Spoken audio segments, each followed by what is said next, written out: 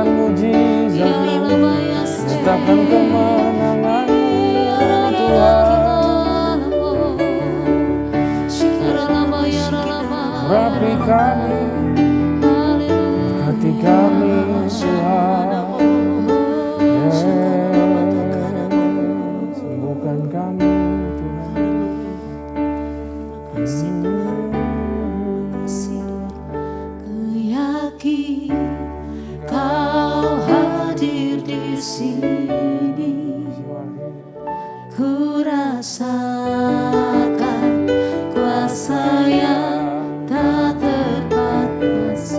Ku yakin Kau nyata di sini. Kemenangan terjadi di sini.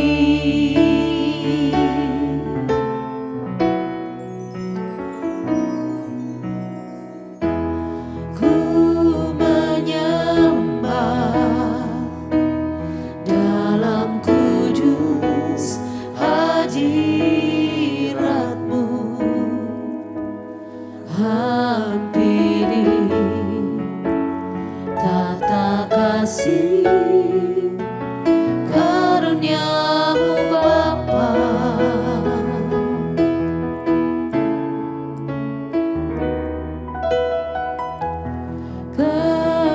Kekuatanku hanya dalam hadirat-Mu, Yesusku. Hanya Kaulah segalanya.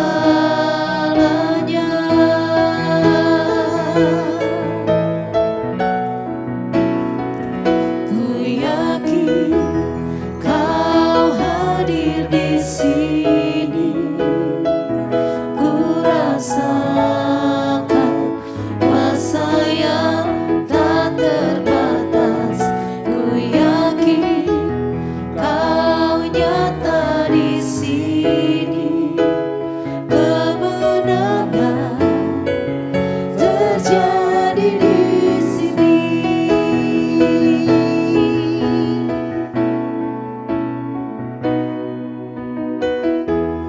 Ku menyembah dalam kudus hadirat-Mu. Hampiri tata kasih karunia-Mu Bapa.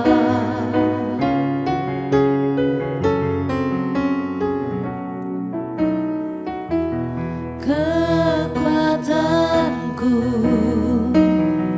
hanya dalam hadirat-Mu, Yesusku. Hanya Kaulah segalanya.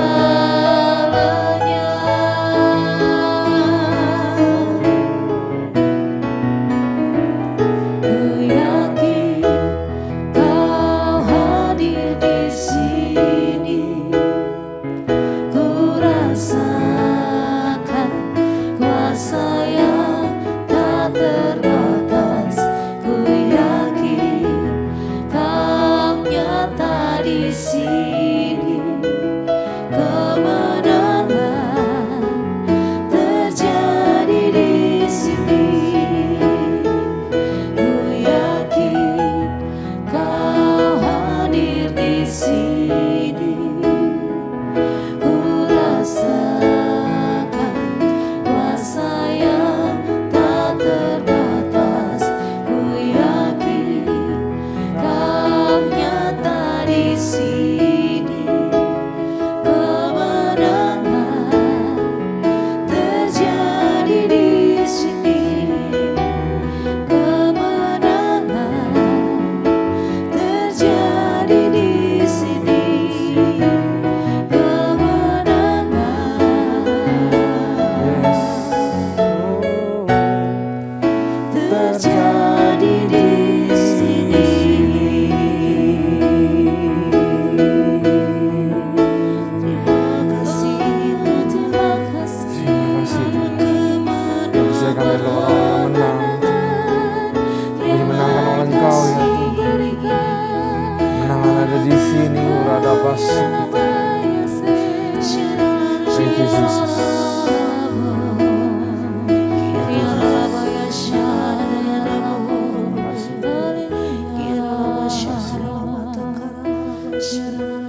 percaya Kau Tuhan yang selalu berikan kemenangan demi kemenangan.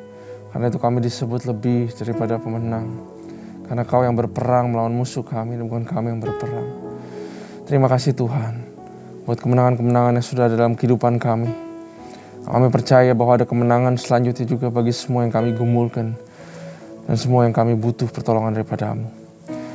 Berkati kami semua yang akan mendengar firman Tuhan, yang akan belajar sama-sama. Bapa, berikan kami hikmat yang baru, perkataan yang baru. Berikan kami understanding. In the name of Jesus, kami siap untuk belajar. Haleluya. Amin.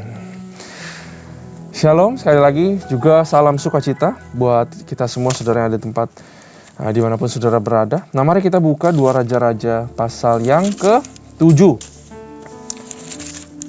Kalau kita lihat pasal yang ke-6, sedang terjadi kelaparan luar biasa saudara di Samaria karena dikepung sama orang-orang Aram. Nah, bagaimana cara keluar dari situasi ini? Kita akan lihat di pasal yang ke-7. Apakah saudara sudah siap? 2 Raja-Raja pasal yang ke-7. Mari kita baca terlebih dahulu. Lalu berkata Elisa, dengarlah firman Tuhan, beginilah firman Tuhan, besok kira-kira waktu ini. Ya, jadi semua tuh udah panik. Bahkan terjadi kemalangan sangat luar biasa, kanibalisme. Karena nggak ada makanan, saudara. Mereka nggak tahu gimana cara keluar. Mengepung dan membiarkan satu kota sampai menyerah sendiri, sampai kelaparan sendiri, itu adalah taktik perang. Nah, tapi luar biasa apa yang dikatakan Elisa. Semua bertanya-tanya sampai kapan, gimana caranya. Tapi Elisa bilang begini, dengarlah firman Tuhan, beginilah firman Tuhan. Besok, kira-kira waktu ini, sesukat tepung yang terbaik akan berharga sesikal. 2 sukat jelai akan berharga sesikal di pintu gerbang Samaria. Besok artinya masalah selesai, harga-harga semua menjadi normal, dan kota ini akan pulih. Wah, kalau jadi Elisa saya lihat, ini orang iman apa iman? Bisa sampai ngomong begini, saudara. Luar biasa banget. Nah, ayat 2, tetapi perwira yang menjadi ajudan raja menjawab abdi Allah, katanya, sekalipun Tuhan membukakan tingkap-tingkap langit, masakan hal ini mungkin terjadi? Jawab abdi Allah, sesungguhnya engkau akan melihatnya dengan matamu sendiri, tetapi tidak akan makan apa-apa daripadanya. Kamu akan lihat kejadian besok, tapi kamu gak bisa makan apa-apa. Ya, karena kamu tidak percaya, kata Elia. Ya. Kadang-kadang saudara, kita di dalam pergumulan kita suka tidak bisa melihat jalan keluar. Sekalipun, katanya saudara, sekalipun ya Tuhan buka tingkap langit, gak bisa lah selesai. Impossible kok mustahil. Saya mau bilang kepada saudara, there is nothing impossible. Tuhan kita Tuhan yang luar biasa. Saudara akan lihat gimana caranya penduduk Samaria mengalahkan tentara Aram yang mengepungnya. Cara yang sangat ajaib daripada Tuhan. Percaya sama Tuhan, saudara. Dia akan lakukan perkara yang ajaib dalam kehidupan saudara. Amin. Amin, saudara. Ayat 3. Tiba-tiba saudara, ini dia narasinya. 4 orang sakit kusta ada di depan pintu gerbang. 4 orang sakit kusta, saudara. Di pintu gerbang. Berkatalah yang seorang kepada yang lain, mengapa kita duduk di sini sampai mati? Ya. Jika kita berkata, baiklah kita masuk ke kota, padahal dalam kota kelaparan, kita mati di kota. Jika kita tinggal di sini, kita mati juga. Jadi sekarang, marilah kita menyeberang ke perkemahan tentara Aram. Jika mereka membiarkan kita hidup, kita hidup. Dan jika mereka mematikan kita, kita akan mati. 4 orang ini punya masa depan yang namanya mati. Diam di tempat mati, kusta, ya, masuk ke dalam kota, mati, kelaparan. Masa depannya mati. Karena itu ada satu jalan lagi katanya, kita ke tentara Aram. Kalau mati ya sama aja, tapi siapa tahu bisa terjadi sesuatu. Itu iman mereka, saudara. Lalu pada waktu senja bangkitlah mereka masuk ke tempat perkemahan orang Aram. Tetapi ketika mereka sampai ke pinggir tempat perkemahan orang Aram itu, tampaklah tidak ada orang di sana. Sebab Tuhan telah membuat tentara Aram itu mendengar bunyi kereta, bunyi kuda, bunyi tentara yang besar. Sehingga berkatalah orang kepada orang lain, sesungguhnya Raja Israel telah mengupah raja-raja orang Het, raja-raja orang Israel melawan kita supaya mereka menyerang kita. Karena itu bangkitlah mereka melarikan diri pada waktu senja dengan meninggalkan kemah dan kuda dan keledai mereka serta tempat perkemahan itu dengan begitu saja. Mereka melarikan diri menyelamatkan nyawanya. Orang kusta ini gak tahu apa-apa, saudara. Keyakinan mereka, chance-nya 0,00001%. Orang Aram meninggalkan mereka, membiarkan mereka hidup. Mereka punya keyakinan itu dan mereka bertindak. Saat mereka bertindak, Tuhan bertindak, saudara. Tiba-tiba tentara Aram dengar bunyi kuda, bunyi kereta. Disangka Raja Israel tuh bayar mercenary untuk hancurkan orang-orang Aram, saudara. Sampai lari terbirit-birit, ditinggal semuanya, saudara. Ini kemenangan bukan lagi kemenangan yang berdarah, tapi kemenangan yang glorious. Ayat 8, ketika orang-orang yang sakit kusta itu sampai ke pinggir tempat perkemahan, masuklah mereka ke dalam sebuah kemah. Lalu makan dan minum. Sesudah itu mereka mengangkut dari sana emas dan perak pakaian, kemudian pergilah mereka menyembunyikannya. Lalu datanglah mereka kembali masuk ke dalam kemah yang lain dan mengangkut juga barang dari sana. Kemudian pergilah mereka menyembunyikannya. Bukan cuma dapat makanan minuman, dapat barang-barang, saudara. Lalu berkatalah yang seorang kepada yang lain, tidak patut yang kita lakukan ini, hari ini ialah hari kabar baik, tetapi kita ini tinggal diam saja. Apabila kita menanti sampai terang pagi, maka hukuman akan menimpa kita. Jadi sekarang marilah kita pergi menghadap untuk memberitahukan hal itu kepada istana raja. Mereka pergi lalu berseru kepada penunggu pintu gerbang kota dan menceritakan kepada orang-orang itu, katanya, kami sudah masuk ke tempat perkemahan orang dan ternyata tidak ada orang di sana dan tidak ada suara manusia kedengaran, hanya ada kuda dan keledai. Ya, keledai tertambat dan kemah-kemah ditinggalkan. Dengan begitu aja para penunggu pintu itu gerbang menyerukan dan memberitahukan hal itu kepada istana raja. Sekalipun masih malam, raja bangun juga lalu berkata kepada pegawainya, baiklah kuterangkan kepadamu apa maksud orang Aram itu terhadap kita. Mereka tahu bahwa kita ini menderita kelaparan, sebab itu mereka keluar dari tempat perkemahan untuk menyembunyikan diri di padang sambil berpikir, apakah orang Israel keluar dalam kota, kita akan menangkap mereka hidup, kemudian kita masuk ke dalam kota. Ini raja masih gak percaya, saudara. Semua mustahil, ya. Saya maklum, sedang kelaparan, sedang stres, depresi, sampai mengoyakkan pakaiannya. Tidak bisa berpikir dengan logika, tidak bisa berpikir dengan benar. Tidak ada iman di dalam kota Samaria. Lalu salah seorang pegawainya menjawab, baiklah kita ambil 5 ekor dari kuda yang masih tinggal dalam kota ini. Tentulah keadaannya seperti seluruh khayal ramai Israel yang sudah habis mati itu. Biarlah kita suruh saja orang pergi supaya kita lihat. Sesudah itu mereka mengambil 2 kereta kuda. Kemudian raja menyuruh mereka menyusul tentara Aram sambil berkata, pergilah melihatnya. Lalu pergilah mereka menyusul orang-orang itu sampai ke sungai Yordan. Dan tampaklah seluruh jalan itu penuh dengan pakaian dan berkakas yang dilemparkan orang Aram pada waktu mereka lari terburu-buru. Kemudian pulanglah suruhan-suruhan itu dan menceritakan hal itu kepada raja. Maka keluarlah penduduk kota itu menjarat tempat perkemahan orang Aram. Karena itu sesukat tepung yang terbaik berharga sesikal, dan 2 sukat jelai berharga sesikal sesuai firman Tuhan. Haleluya. Adapun raja telah menempatkan perwira yang menjadi ajudannya itu yang gak percaya itu, saudara, mengawasi pintu gerbang, tetapi rakyat menginjak-injak dia di pintu gerbang lalu ia mati. Sesuai dengan perkataan abdi Allah yang mengatakan padanya waktu raja datang mendapatkan dia. Dan terjadi juga seperti yang dikatakan abdi Allah itu kepada raja. 2 sukat jelai akan berharga sesikal, sesukat tepung yang terbaik akan berharga sesikal. Besok kira-kira waktu ini di pintu gerbang Samaria. Pada waktu itu si perwira menjawab abdi Allah itu, sekalipun Tuhan membuat tingkat-tingkat langit, masakan hal itu mungkin terjadi. Tetapi Elisa berkata, sesungguhnya engkau akan melihat dengan matamu sendiri, tetapi tidak makan apa-apa daripadanya. Demikianlah terjadi kepada orang itu, rakyat menginjak-injak dia di pintu gerbang, lalu matilah dia. Saudara, number 1, there is nothing impossible buat Tuhan. Segala permasalahan saudara, segala pergumulanmu, segala kesulitanmu, walaupun itu tidak mungkin, bagi Tuhan itu mungkin. Saudara gak perlu pikirin caranya seperti apa, karena caranya itu adalah milik Tuhan. Yang perlu saudara lakukan, belajar dari 4 orang kusta ini. Saudara, 4 orang kusta ini punya masa depan yang namanya kematian. Ya.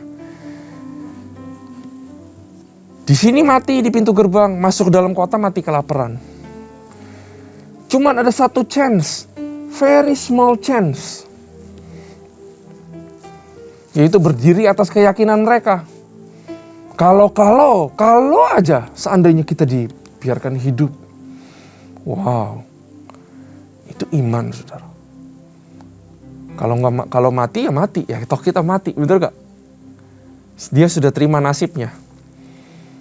Karena itu nggak ada harganya lagi, nggak ada takut lagi untuk beriman, saudara. Beriman aja. Kalau mati ya mati. Benar, sama seperti Esther dulu. Kalau saudara ingat cerita Esther, kalau aku mati ya mati, tapi aku akan coba untuk beriman. Ya, artinya gini, saudara. Keempat orang kusta ini adalah orang yang mempraktekkan namanya keberanian. Keyakinan udah ada, saudara, tapi kurang keberanian sehingga nggak ada tindakan. Kadang-kadang orang Kristen kayak begitu. Keberanian itu apa sih? Saya tulis nih di sini. Suatu keyakinan yang diikuti dengan tindakan.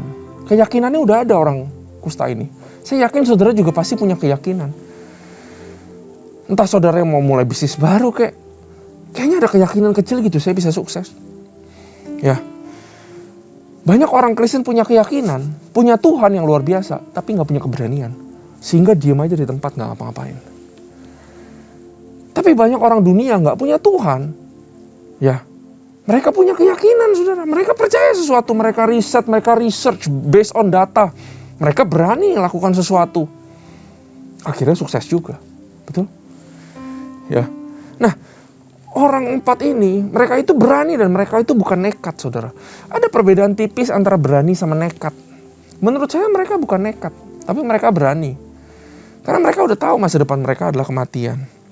Kalau nekat itu bedanya dengan berani adalah begini. Nekat itu melakukan tanpa perhitungan. Mereka sudah menghitung-hitung.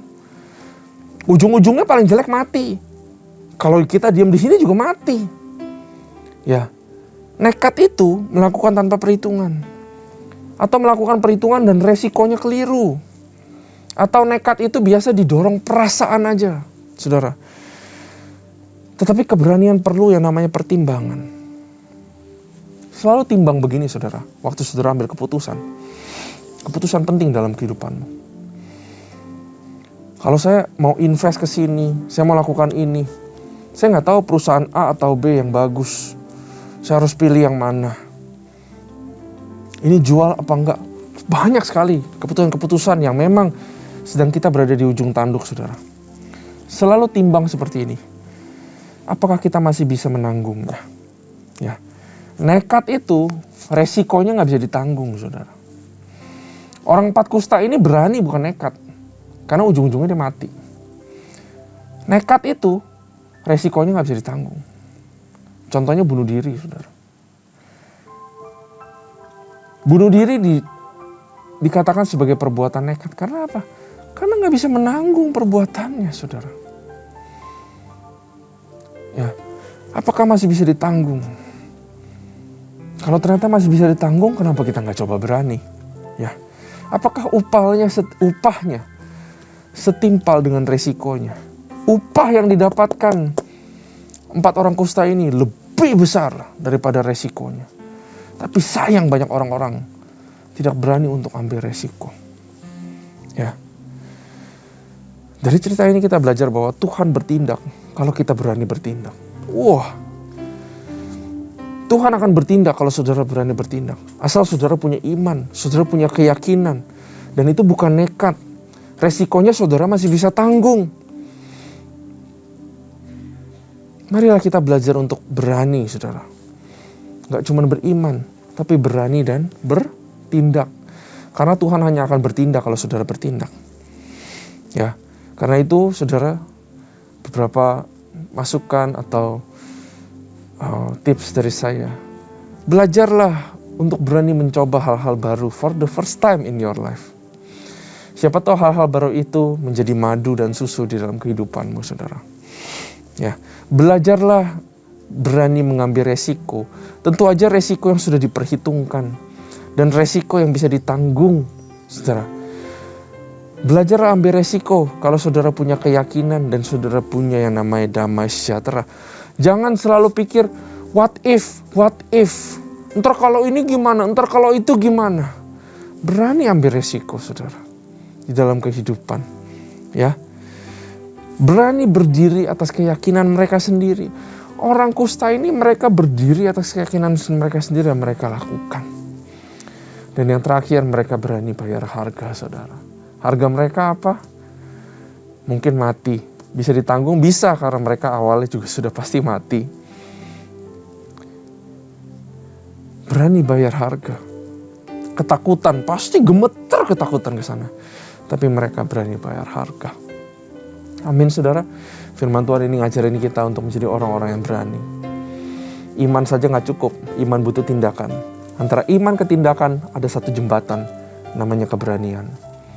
Bedakan antara keberanian dan juga kenekatan. Lakukanlah perhitungan. Berdirilah di atas keyakinan dan iman, punyailah pengharapan, dan bertindaklah, maka saya percaya Tuhan akan bertindak. Terima kasih Tuhan buat firman ini. Kami belajar banyak. Berkati kami semua, terutama apabila kami yang perlu mengambil keputusan. Biarlah kami lewat ini beroleh hikmat dan kami bisa mengambil keputusan yang benar, kami berani mengambil keputusan itu dan berdiri di atas keyakinan dan meneruskan perjalanan sampai pada akhir, dan kami percaya Tuhan akan bertindak. Terima kasih Bapa, kami belajar banyak. Hanya di dalam nama Tuhan Yesus Kristus kami berdoa. Haleluya. Amin. Tuhan Yesus memberkati kita semua.